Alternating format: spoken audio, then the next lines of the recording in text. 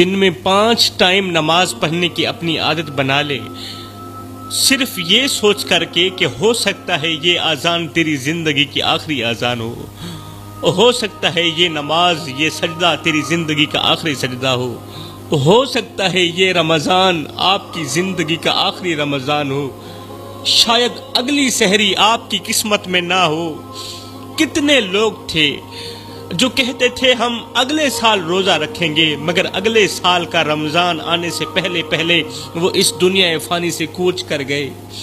میرے بھائیوں، یہ وہ مہینہ ہے جس کے اندر اللہ روز پوچھتا ہے، یہ وہ مہینہ ہے جس کے اندر اللہ روز پوچھتا ہے کوئی مانگنے والا، ہے کوئی رونے والا، میں اس کے آنسوؤں کو قبول کروں، ہے کوئی اپنے گناہوں کا بوجھ اتارنے والا، جو اپنے گناہوں کا بوجھ اتارنا چاہتا ہو میں اس کے تمام گناہوں کو ماہ رمضان کا صدقہ بخش دوں۔ میرے بھائیوں، اگر آپ کی وجہ سے کوئی رو رہا ہے اور آپ روزہ رکھ کر بیٹھے ہیں، اگر آپ کی وجہ سے کوئی دکھوں میں مبتلا ہے، پوری رات کسی کو نیند نہیں آتی تمہاری وجہ سے، اور آپ رمضان کے استقبال کے لیے کھڑے ہیں، افطار کے انتظار میں بیٹھے ہیں، تو میرے بھائیوں یاد رکھو، گناہوں میں سب سے بڑا گناہ کسی کا دل توڑنا ہے، گناہوں میں سب سے بڑا گناہ کسی کا دل توڑنا ہے، اور عبادت میں سب سے بڑی عبادت کسی کے ٹوٹے ہوئے دل کو جوڑنا ہے۔ ایسے گناہ مت کرو جو تمہاری عبادت کو کھا جائیں، کیونکہ کسی کا دل توڑنے والا جو گناہ ہے نا، وہ نیکیوں کو اس طرح کھاتا ہے جس طرح آگ لکڑیوں کو کھاتی ہے۔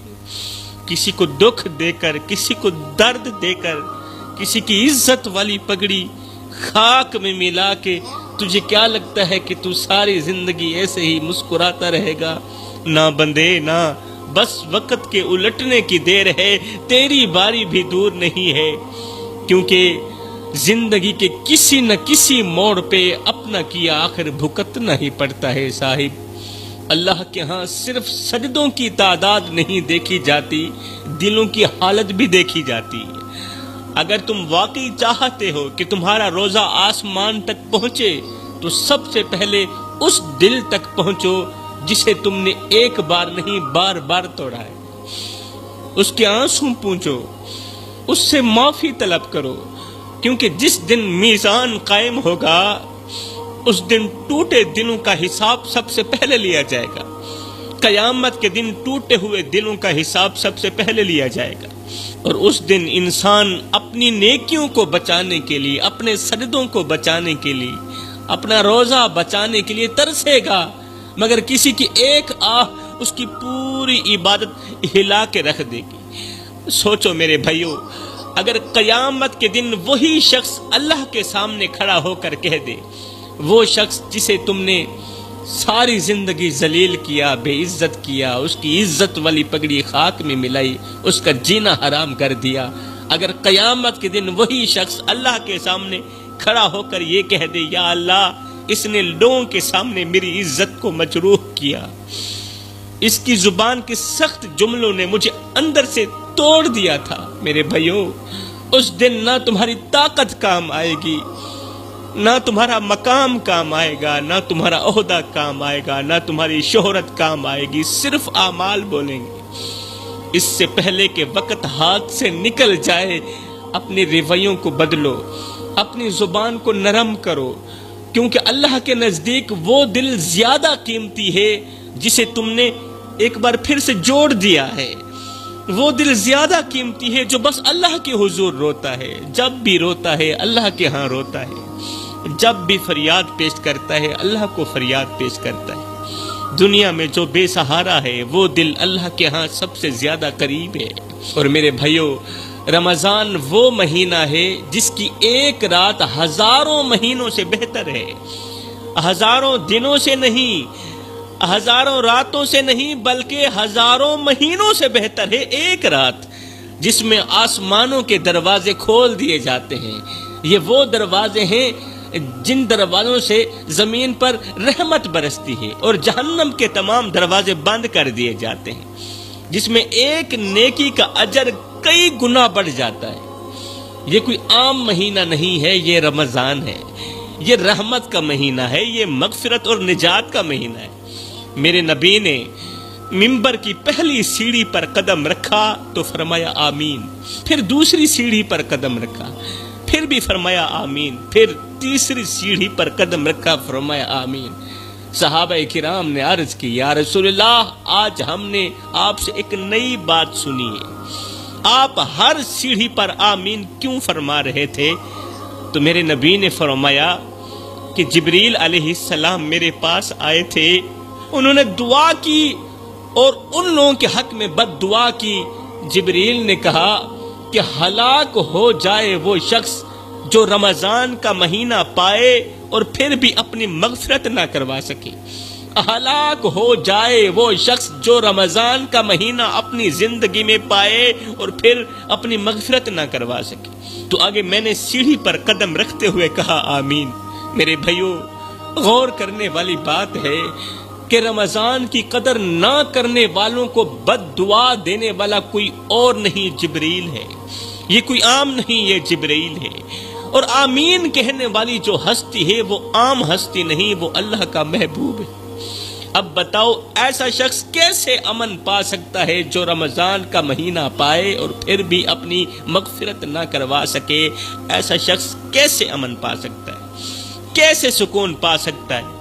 رمضان کا احترام نہ کرے، اس کی قدر نہ کرے۔ سوچو ایسا شخص کس دروازے پر جا کر دستک دے گا، وہ کس سائے میں چھپے گا جس کو بد دعا دینے والا جبریل ہے اور آمین کہنے والا اللہ کا محبوب ہے۔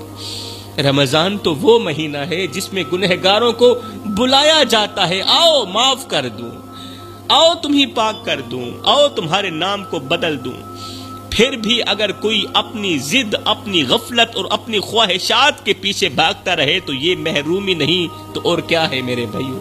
کہیں ہم وہی لوگ تو نہیں جو سحری کھاتے ہیں مگر توبہ نہیں کرتے؟ کہیں ہم وہ لوگ تو نہیں افطار کرتے ہیں مگر دل صاف نہیں کرتے؟ تراویح پڑھتے ہیں مگر زبان سے دوسروں کو زخمی کرتے ہیں، دوسروں کو دکھ دیتے ہیں۔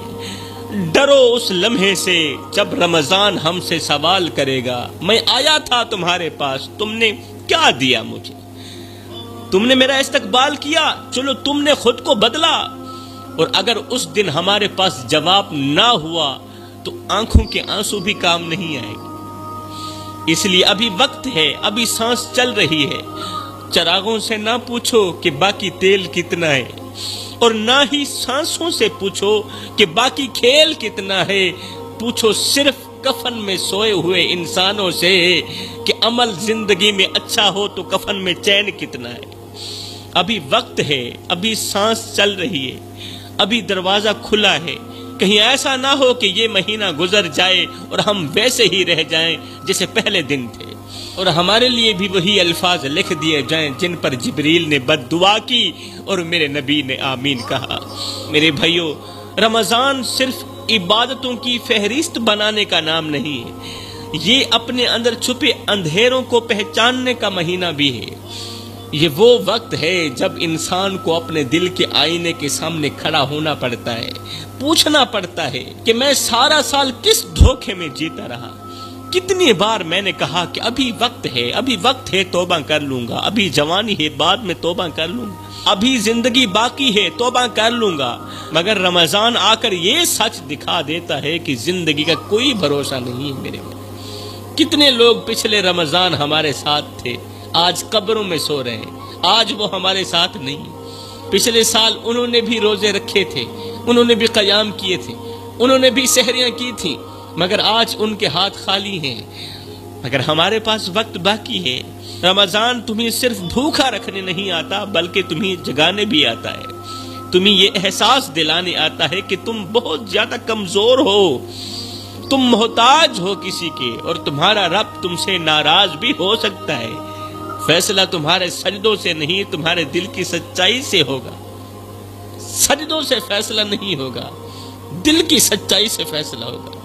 اس لیے اس مہینے کو ایسے پکڑ لو جیسے ڈوبتا ہوا شخص تنکے کو پکڑتا ہے، کیونکہ اگر یہ مہینہ ہاتھ سے نکل گیا اور دل نہ بدلا تو شاید اگلا موقع کبھی نہ ملے۔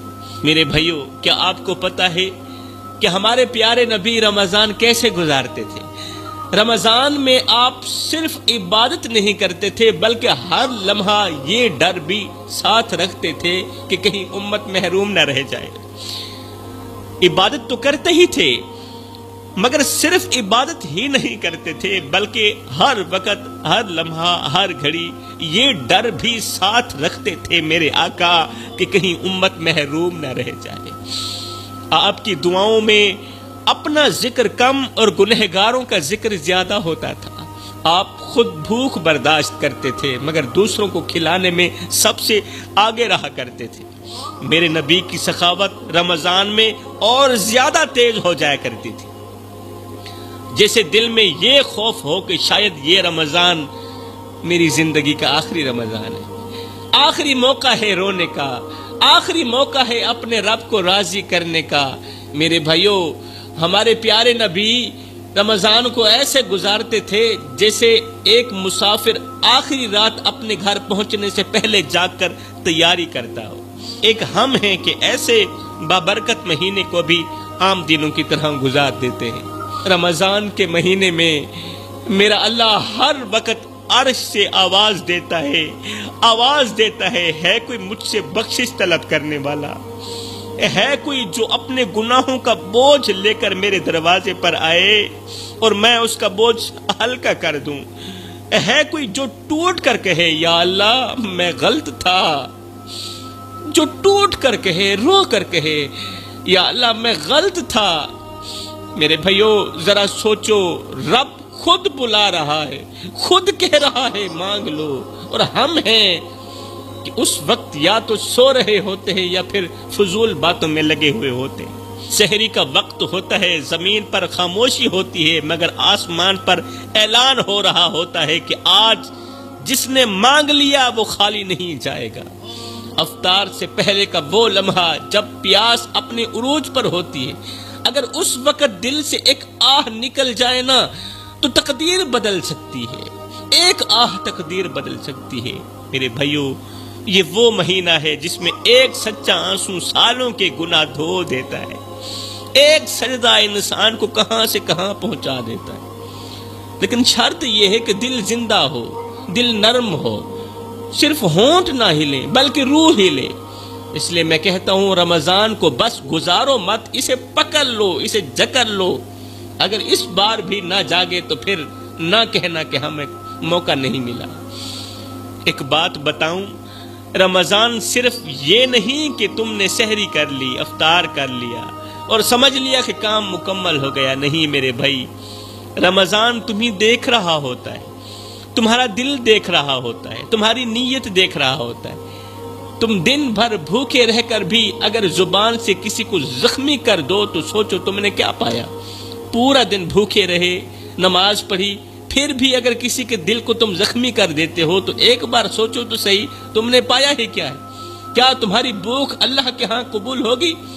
تم تراویح پڑھ کر آؤ اور گھر آ کر کسی پر غصہ نکال دو، بیوی کو دکھ دو، بیوی کو درد دو، بچوں پر غصہ کرو، تو یہ کون سا رمضان ہے بھائی؟ اصل رمضان یہ ہے، اصل روزہ یہ ہے کہ تمہاری آنکھ بدل جائے، تمہارا لہجہ بدل جائے، تمہارا رویہ بدل جائے، تم پہلے جیسے نہ رہو۔ رمضان امتحان بھی ہے، صرف پیٹ کا نہیں، دل کا امتحان ہے، نفس کا امتحان ہے۔ تم نے کبھی غور کیا کہ بھوک کیوں رکھی جاتی؟ تاکہ تمہیں احساس ہو، تاکہ تم جھکو، تم ٹوٹو، اور جب بندہ ٹوٹ جاتا ہے نا تو وہی لمحہ اس کی اصل طاقت بن جاتا ہے۔ سیدنا علی المرتضی شیر خدا کرم اللہ وجہ الکریم سے پوچھا گیا کہ جب انسان کی زندگی میں زوال آنے لگتا ہے تو کون سی علامات ظاہر ہونے لگتی ہیں؟ جب انسان کی زندگی میں اندھیرا آنے لگتا ہے، جب انسان کی زندگی میں برا وقت آنے لگتا ہے تو کون سی علامات ظاہر ہونے لگتی ہیں؟ انسان کو کیسے پتہ چلتا ہے کہ اس کی زندگی میں آنے والا وقت اس کے لیے تباہی لانے والا ہے؟ تو حضرت سیدنا علی المرتضی شیر خدا کرم اللہ وجہ الکریم نے فرمایا جب 3 علامات ظاہر ہونے لگیں تو جان لینا کہ تمہاری زندگی میں بہت بڑی تباہی آنے والی ہے۔ جب 3 علامات ظاہر ہونے لگیں تو جان لینا تمہاری زندگی میں تباہی آنے والی ہے، زندگی میں زوال شروع ہونے والا ہے، تمہاری بربادی شروع ہونے والی ہے۔ پوچھا گیا حضرت بتائیں نا وہ کون سی 3 علامات ہیں، وہ کون سی 3 علامات ہیں؟ حضرت سیدنا علی المرتضی شیر خدا کرم اللہ وجہ الکریم نے فرمایا پہلی علامت جب انسان کو اپنے کرتوت نظر آنا بند ہو جائے، جب وہ برائی کو برائی سمجھنا چھوڑ دے، جب دل اس قدر سیاہ ہو جائے، کالا ہو جائے کہ غلط کام کرتے ہوئے بھی شرمندگی محسوس نہ ہو، فرمایا یہ وہ لمحہ ہوتا ہے جب انسان ہنستے ہنستے تباہی کی طرف بڑھ رہا ہوتا ہے اور اسے خبر بھی نہیں ہوتی۔ میرے بھائیو، آج حالت یہ ہو گئی ہے کہ ہم گناہ کو گناہ نہیں بلکہ زمانے کا چلن کہہ کر خود کو تسلی دے رہے ہوتے ہیں۔ ہم نماز چھوڑ کر بھی مطمئن ہیں، جھوٹ بول کر بھی مطمئن ہیں، کسی کا دل توڑ کر بھی مطمئن ہیں، اور حیرت کی بات یہ ہے کہ ہم سمجھتے ہیں سب ٹھیک چل رہا ہے۔ میرے بھائیو، جب لوگوں کے سامنے گناہ کرنے میں، اللہ کی نافرمانی کرنے میں شرم نہ آئے تو یہ زوال کی پہلی علامت ہے۔ جب گھر بڑا ہو جائے مگر دل تنگ ہو جائے تو سمجھ لو معاملہ ٹھیک نہیں چل رہا۔ حضرت سیدنا علی المرتضی شیر خدا کرم اللہ وجہ الکریم سے پوچھا گیا حضرت انسان کی زندگی میں زوال آنے کی دوسری علامت کون سی ہے؟ تو حضرت سیدنا علی المرتضی شیر خدا کرم اللہ وجہ الکریم نے فرمایا دوسری علامت ہے باپ اور استاد کی نصیحت سے نفرت ہو جانا۔ زوال کی دوسری علامت باپ کی نصیحت سے نفرت ہو جانا، استاد کی نصیحت سے نفرت ہو جانا، پیر و مرشد کی نصیحت سے نفرت ہو جانا۔ فرمایا جب انسان کو سچ سن کر غصہ آنے لگے، جب کوئی اس کی اصلاح کرے تو وہ اسے اپنا دشمن سمجھنے لگے، اصلاح کرنے والے کو جب انسان اپنا دشمن سمجھنے لگے، اگر ایسا ہونے لگے تو سمجھ لو دل کی زمین بنجر ہو چکی ہے۔ یہ وہ حالت ہے جہاں انسان اپنی غلطیوں پر ڈٹ جاتا ہے۔ انسان کہتا ہے مجھے سب پتہ ہے، مجھے بتانے کی ضرورت نہیں، مجھے کسی کی بات کی ضرورت نہیں، مجھے سب کچھ کا علم ہے، اور یہی غرور اس کے زوال کا آغاز بن جاتا ہے۔ وہ شخص جو شیشہ دیکھ کر اپنا چہرہ درست کرنے کے بجائے الٹا شیشہ ہی توڑ دے، وہ اپنی اصلاح کا دروازہ خود بند کر دیتا ہے، اور جب اصلاح کا دروازہ بند ہو جائے تو تباہی اندر داخل ہونے میں دیر نہیں لگاتی۔ پوچھا گیا حضرت انسان کی زندگی میں زوال لانے والی تیسری علامت کون سی ہے؟ انسان کو کیسے پتا چلتا ہے کہ اس کی زندگی میں اب زوال آنے والا ہے، اس کی زندگی میں اب بربادی آنے والی ہے؟ حضرت سیدنا علی المرتضی شیر خدا کرم اللہ وجہ الکریم نے فرمایا تیسری علامت ہے شکر کا ختم ہو جانا۔ جب انسان کے پاس نعمتیں ہوں مگر زبان پر شکایت ہو، جب گھر ہو مگر دل میں ناشکری ہو، جب رزق مل رہا ہو مگر اسے کم سمجھا جائے، اللہ کی طرف سے دیے گئے رزق کو کم سمجھا جائے، فرمایا جب ایسا ہونے لگے تو جان لو زوال دروازے پر آ چکا ہے، زوال دروازے پر کھڑا ہے۔ شکر دل کی وہ ڈھال ہے جو مصیبتوں کو بھی ہلکا کر دیتی ہے میرے بھائیوں، مگر جب یہ ڈھال ٹوٹ جائے تو چھوٹی سی تکلیف بھی پہاڑ لگنے لگتی ہے۔ انسان دوسروں کی پلیٹ دیکھتا ہے، اپنی نہیں دیکھتا، دوسروں کی گاڑی گنتا ہے، اپنی چھت بھول جاتا ہے، وہ ہر وقت یہ سوچتا رہتا ہے میرے پاس کیا نہیں ہے۔ انسان ہر وقت یہ سوچتا رہتا ہے کہ میرے پاس یہ بھی نہیں، میرے پاس وہ بھی نہیں، اور یہ نہیں سوچتا کہ میرے پاس کیا کیا ہے۔ جو نہیں ہے اس کے بارے میں سوچتا ہے، جو ہے اس کے بارے میں نہیں سوچتا۔ ناشکری دل کو اندھا کر دیتی ہے میرے بھائیوں۔ انسان کے پاس سب کچھ ہے مگر اس کی قدر نہیں، یہ ناشکری ہی ہے، اور ناشکری دل کو اندھا کر دیتی ہے۔ بہت سی نعمتیں سامنے پڑی ہوتی ہیں مگر انسان کو نظر ہی نہیں آتی۔ کیا اولاد نعمت نہیں ہے؟ کیا یہ چھت اللہ تعالیٰ کی طرف سے دی گئی نعمت نہیں ہے؟ ہم نے اس نعمت کا شکر ادا کیا، لیکن نہیں، نعمتیں سامنے پڑی ہوتی ہیں مگر انسان کو نظر نہیں آتی، انسان اندھا ہو جاتا ہے۔ نہ شکر انسان ہر وقت اندھا ہی رہتا ہے۔ اگر اس کے پاس بینائی ہوتی، اس کے پاس بصیرت ہوتی تو کیا وہ شکر گزاری نہ کرتا؟ میرے بھائیو، اللہ کسی کو دے کر آزماتا ہے اور کسی سے لے کر آزماتا ہے، اور بہت سے لوگ ایسے ہوتے ہیں جنہیں اللہ تعالیٰ عطا کرتا ہے واپس لیتا ہی نہیں۔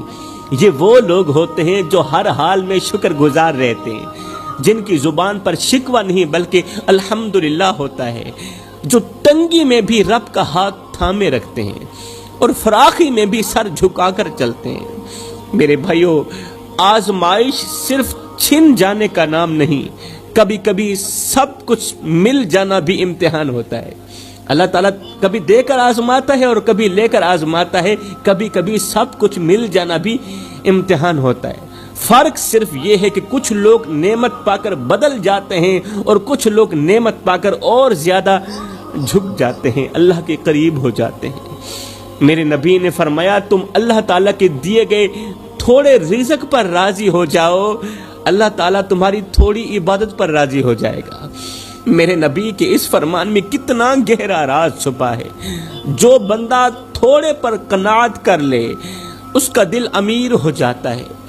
جو کم میں خوش رہنا سیکھ لے، جو تھوڑے میں خوش رہنا سیکھ لے، وہ کبھی محروم نہیں رہتا۔ اللہ تعالیٰ اس تھوڑے کو زیادہ کر دیتا ہے، مگر جو زیادہ کی آگ میں جلتا رہے وہ سب کچھ پا کر بھی خالی رہتا ہے۔ میرے بھائیو، اس کے پاس دولت تو ہوتی ہے مگر سکون نہیں ہوتا، اس کے پاس پیسہ تو ہوتا ہے مگر سکون نہیں ہوتا۔ کتنے لوگ ہیں، کروڑوں پتی ہیں، لاکھوں پتی ہیں، مگر راتوں کی تنہائیوں میں اٹھ اٹھ کے نیند کی گولی کھاتے ہیں، نیند نہیں آتی، دل بے چین رہتا ہے، مال کے ہوتے ہوئے بھی راتوں کو کروٹیں بدلتی رہتی ہیں، نیند نہیں آتی۔ اگر ہمیں بغیر گولی کے، بغیر شربت کے نیند آ جاتی ہے تو پھر اللہ تعالیٰ کی شکر گزاری تو ہونی چاہیے نا۔ اصل دولت مال نہیں، دل کا سکون ہوتا ہے، اور یہ سکون اسی کو ملتا ہے جو شکایت چھوڑ کر شکر کو اپنا لیتا ہے، کیونکہ شکر نعمت کو باندھ کر رکھتا ہے، شکر نعمت کو باندھ کر رکھتا ہے، پیچھے نہیں جانے دیتا، اور نہ شکری نعمت کو بھگانے کی کوشش میں ہوتی ہے، نعمت کو بھگاتی رہتی ہے۔ فرمایا، تین چیزیں انسان کو ہر وقت پریشان رکھتی ہیں، انسان ان تین چیزوں کو لے کر اس قدر پریشانی میں چلا جاتا ہے کہ ڈپریشن کا مریض بن بیٹھتا ہے۔ فرمایا، اگر زندگی میں سکون چاہتے ہو تو ان تین چیزوں کو اپنے اندر مت آنے دینا، ورنہ بے سکون ہو جاؤ گے۔ اس قدر بے سکونی پھیل جائے گی کہ ننھے بچوں کی آواز سن کر بھی دل کو سکون نہیں ملے گا، ننھے بچوں کی آواز سن کر بھی نیند نہیں آئے گی، سکون غائب ہو جائے گا۔ پوچھا گیا، حضرت انسان کو بے سکون کر دینے والی وہ تین چیزیں کون سی ہیں؟ فرمایا، پہلی چیز لمبی خواہشات۔ لمبی خواہشات وہ آگ ہے جو انسان کو کبھی مطمئن نہیں ہونے دیتی۔ ایک خواہش پوری ہوتی ہے تو 10 اور جنم لے لیتی ہیں۔ انسان آج کو چھوڑ کر کل کے خوابوں میں ایسا کھو جاتا ہے کہ اس کا حال برا ہو جاتا ہے۔ وہ سوچتا ہے کہ جب مل جائے گا تو پھر مجھے سکون آئے گا، مگر سچ یہ ہے کہ خواہشات کا پیالہ کبھی بھرتا ہی نہیں ہے۔ یہ جتنا بھرو گے اتنا خالی محسوس ہوگا۔ میرے بھائیو، لمبی خواہشات انسان کو ناشکرا بنا دیتی ہیں۔ جو پاس ہے وہ کم لگنے لگتا ہے، جو نہیں ہے وہ سب کچھ نظر آنے لگتا ہے۔ یہ ہے لمبی خواہشات کے نقصانات۔ لمبی خواہشات رکھنے والا شخص راتوں کو جاگ جاگ کر حساب لگاتا رہتا ہے، دوسروں سے اپنا موازنہ کرتا ہے، دل میں حسرتیں پالتا ہے، یہاں تک کہ وہ جیتا کم ہے اور سوچتا زیادہ ہے، اور اسی سوچ میں اپنی زندگی کی اصل خوشی کھو بیٹھتا ہے، زندگی کا سکون کھو بیٹھتا ہے۔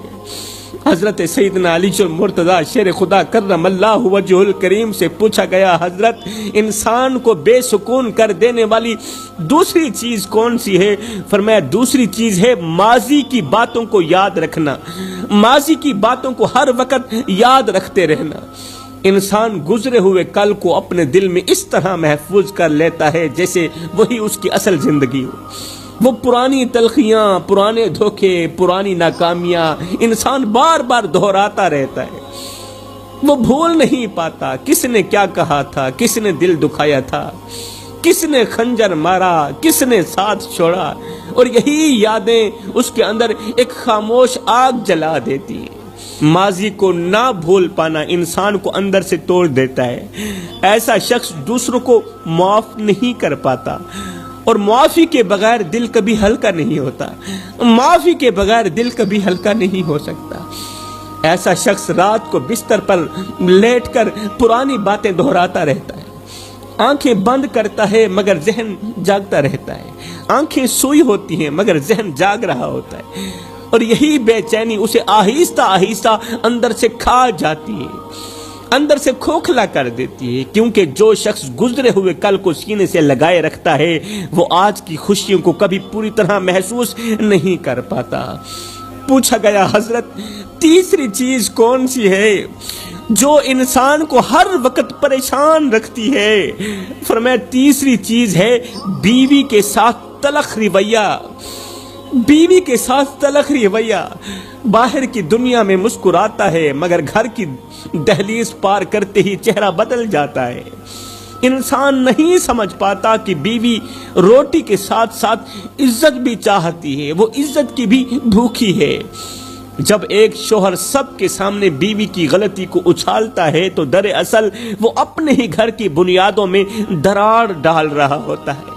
مرد سمجھتا ہے کہ وہ جیت رہا ہے، بیوی کے اوپر بوجھ ڈال کر، بیوی کے سامنے دبدبا اختیار کر کے مرد سوچتا ہے کہ وہ جیت رہا ہے، مگر حقیقت میں بیوی اور بچوں کے سامنے بہادری دکھا کر وہ ہار رہا ہوتا ہے۔ ایسے گھر کے اندر بیوی ہر وقت روتی ہے، بچے ماں کو دیکھ کر روتے ہیں۔ جہاں بچے اور ماں ایک شخص کی تلخ رویے کی وجہ سے روتے ہوں وہاں رحمت کے فرشتے نہیں آتے۔